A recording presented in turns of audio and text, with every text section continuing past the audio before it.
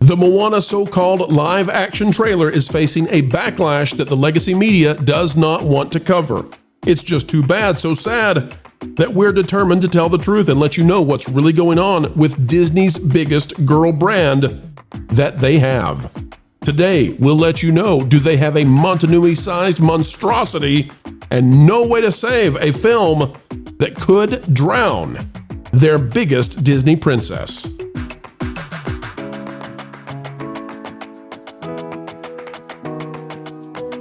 Hello and welcome back, ladies and gentlemen, boys and girls. Can I just tell you, I love the original Moana movie. I love it. I think it's a fantastic film. One of the last great films that Disney produced before they decided to go woke and broke and all of that. It's no joke.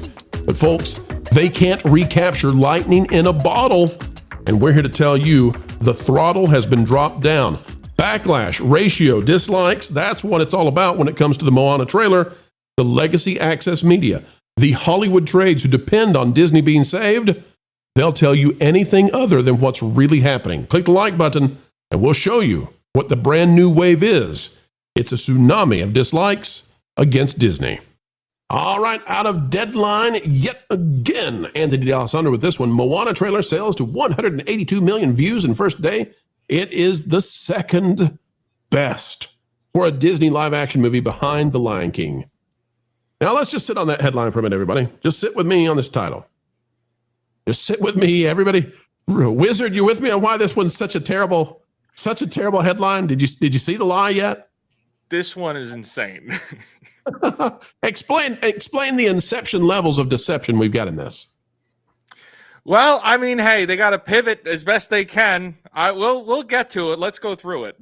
Hey, Wiz, was Lion King? That's not talking about the 90s thing, right? Was Lion King live action? Oh, not originally, no. Well, I mean, even think about that for a second. I was even like, the live action was all CGI. So there's not a bit of live action in the Lion King remake. None of it's live action. It was live action. So it just looked photorealistic. So that's where the money came from. It came out of the live action division. So they would not have a headline if they said, you know, how this compares to all Disney trailers. So they had to go to subcategory. And then when the subcategory, they said, well, it's the second best of live action trailers. And what did they cite as the number one live action trailer? A movie that has no live action in it. That they've decided they'll call it live action, but it's completely CGI animation. Well, I mean, isn't Moana just like 98% CGI? That's the inception we're looking at here. That's what I'm going with, Kadish. This is so fun. The other fun part about it is, yes, it does have 182 million views. So good for them. The problem is, if you serve 182 million distinctly disgusting hamburgers, your restaurant is going to have problems come real soon. What's the like to dislike ratio on those 182 million views? I'm so glad you asked that. Ladies and gentlemen, how about that? This thing has grown. We are now reaching Snow White levels of dislike when it comes to Moana. 83,000 dislikes compared to 37,000 likes on the official Disney release. You can see right there. The only thing that's saving this, the only reason it can come back is because, thank goodness, it doesn't have Rachel Zegler in it or Pedro Pascal. And that means that when you get to the PR press tour, that this wonderful young lady who's starring in it, and I'm sure the magnanimous Dwayne "The Rock" Johnson, that they can bring the buzz. But this trailer is doing none of the above. It is destroying this franchise. Guys, for some of you, I could tell you're seeing this for the first time in terms of just how poorly this is being received. This is why when the legacy media tells you it's breaking records, what they don't tell you is, yes, it's breaking the records that we invented, and people are walking away saying, what did I just see? Guys, good or bad? Are all trailer views good and positive for Disney? Not in this case. I mean, like for bragging rights, I guess. I don't think we are long. I think we are long past the era of all publicity is good publicity. I think a lot of these Disney flops have shown that just by how overblown their budget is. And Pro, you were just talking about how is this going to, ruin the franchise? I think the Walt Disney Company themselves did enough damage with that last year with Moana 2. I mean, if this is one of their big golden gooses per se, they do not treat it as such. When they put a subpar slap together thing that was supposed to be a TV show as a sequel, and then they put this garbage up on our screen, it ain't gonna do any favors, and that's tragic for a character that's won the heart of so many little girls across the nation. Now, folks, if you're watching this on a giant display, you are indeed elite. And you're gonna get a treat that other people don't get to see. Normally, you can listen to us as a podcast, but if you're on a big display, I want you to notice something, because in this trailer, there is only one particular frame, out of many that looks decent, and that is this. Whenever you stop this trailer anywhere, what you find is artifacting, motion blur like crazy. There are a few places where you can get something that looks. I mean, look at this. Look at this. What is going on here? If I go all the way up, all the way up to 4K, okay, and somewhere in sunny USA, the studio has very fast internet. Let me tell you, it is difficult to find any frame in this crazy trailer that is clear in any way, and I think that's actually intentional. Now, here's one where there we go, clear. She is, but even the boat behind her, I know it's supposed to be out of focus. Wherever we go in the trailer, minus the logo, okay. Look at these. I think this is why people didn't like it very much, is because it has that same thing that we've seen with Snow White. It has that same thing that we've seen with Little Mermaid. And that is, it's intentionally unpleasant to look at. It's plasticky. It has an uncanny valley feel. I think that's part of this. I think that the other part of it is people are saying, why? Like, why should I be watching this? 83,000 dislikes on this. The mainstream media, they don't want to cover that a backlash is here. They don't want to cover it. They want to spin this a different way. Guys, I don't think this is going to go their way. How can they fix this? What can they do? This is their biggest girl brand. It's bigger than Frozen. It's oftentimes, even years later, it came out in 2016, the first animated part. It's often still in the top 10 streaming on Disney Plus for movies. How do they get out of this? How do they break the doom cycle that Snow White was into? I know how they can do it. Scrap the whole movie. Well, they can't do that. That would be very expensive and not a tax write-off, because the movie theaters are going to hit them with a penalty like you can't believe. But consumers may hit them with a penalty like you can't believe if they don't do something and do it quickly. Here's the problem: is everybody just saw this movie and has been watching it for the last decade on loop with their kids. So if this is unattractive in comparison to the animated movie, and I'm not talking about the young lady playing it, she's a lovely young woman. Go her. I hope she has a wonderful career. But if it's blurry and blemished like what we saw with Little Mermaid and Snow White, people just say, you know what? We saw this. We'll watch it on Disney Plus. It's free. I don't got to spend a Benjamin at AMC.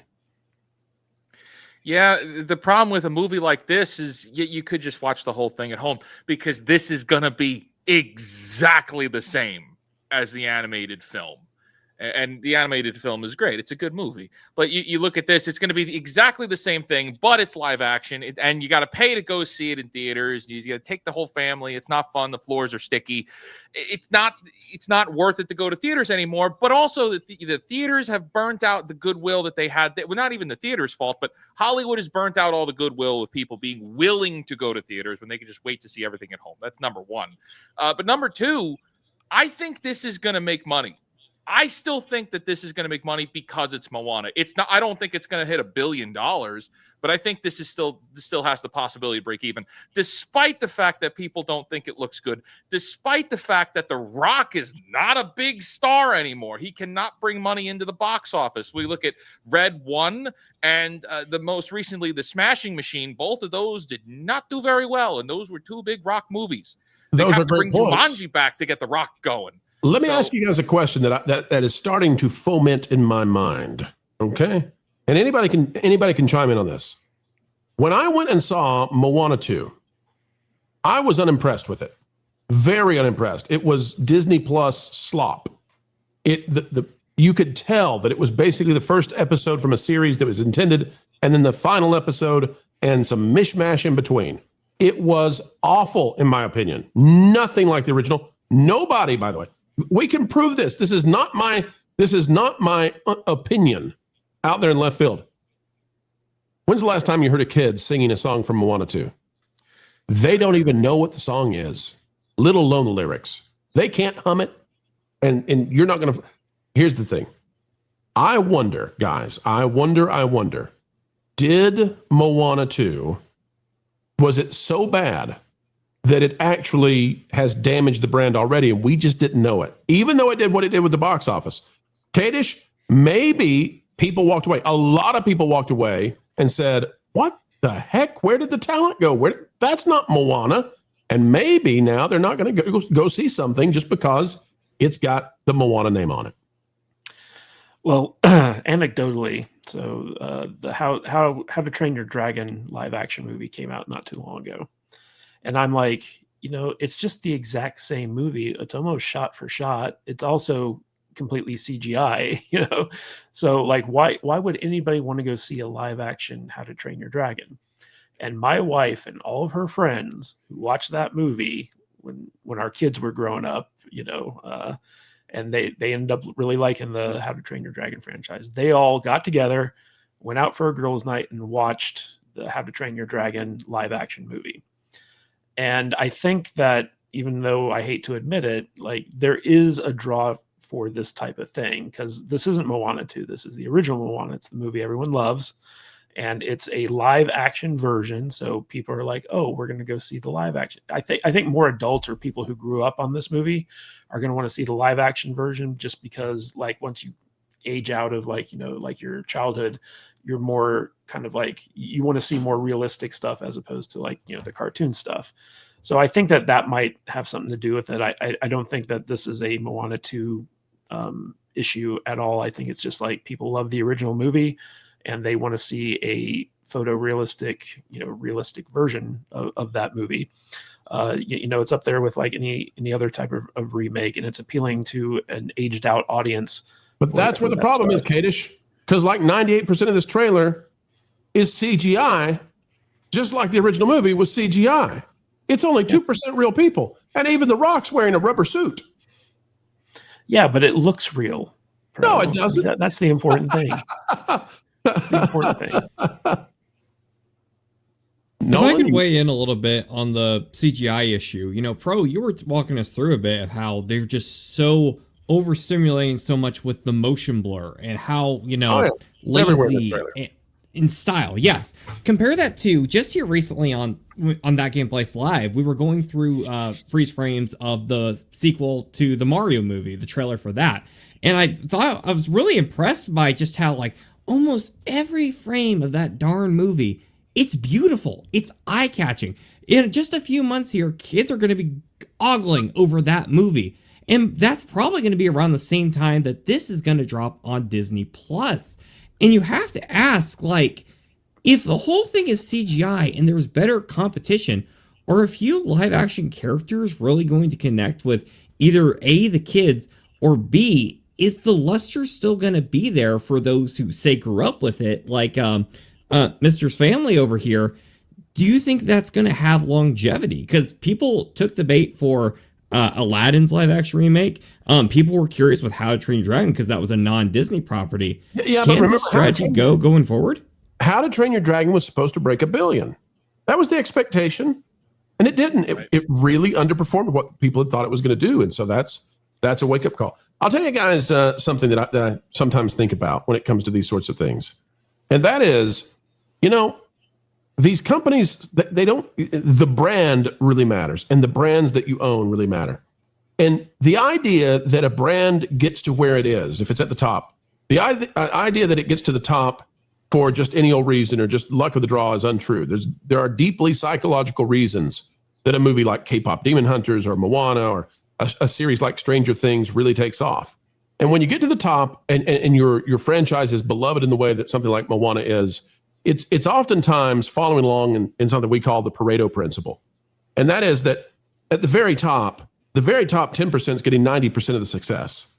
And when you undress your brands in such a way that you damage them and you pull them off of that perch, you don't get to go back up there again, right? It's like the Chicago Bulls when they let go of Michael Jordan. You don't replace Michael Jordan. There's not another Michael Jordan. You don't replace Moana. There's probably not another Moana just waiting in the wings for you. But Disney does this time and time again. They think, well, if Star Wars fails, that's fine. If we make it ideological, fine. We've got another Star Wars. No, you don't. Marvel will do the same thing. We've got more Golden Geese. No, you don't. You fleeced your audiences and they're done with you. Moana is following this trend. I'm telling everybody, listen, Moana is huge for Disney. They don't need to abuse this franchise by releasing too much content and it not being at the quality of the first. The quality matters. People are thirsting for a story and for a hero who's worthy in those stories. They're not thirsting for the brand over and over and over, dumbed down in a way that even they can understand is just a sequel assembly line. And it is time to put a bow on it for this one, folks. Is a gift to everybody who wants to know exactly what's going on in the entertainment industry. And we are so joyful that you were there to receive it. We hope that you had a great time. An attitude of gratitude on this channel every single time you decide to spend time with us. As we get ready to say goodbye, we only ask a few simple things. Click that like button, share, subscribe, click it, and stick it to those algorithms. It is the notification bell. Drop a comment down below. Let us know your thoughts. A mind is a terrible thing to waste, so waste not yours. And folks, as you get ready to head out that door, do you have a place on social media that you love to share this sort of thing? Hey, you can make this YouTube video sing by putting it out there for your friends, your family, and for those weirdos who just won't leave you alone. Folks, until the next time, keep learning, keep growing, and keep having fun. Jump into the water. Why listen to music made by people and companies who really don't like you? Check out Vacation Radio today and prepare for all new content made by the people behind the WDW Pro Channel. It's the place you need for all the music. That should be fun. Want it all, so I give them cannonball. Yeah! Hundreds of songs, every genre you can imagine. Listen live on YouTube and enjoy a set list that's always sunny. It's Vacation Radio. Arizona.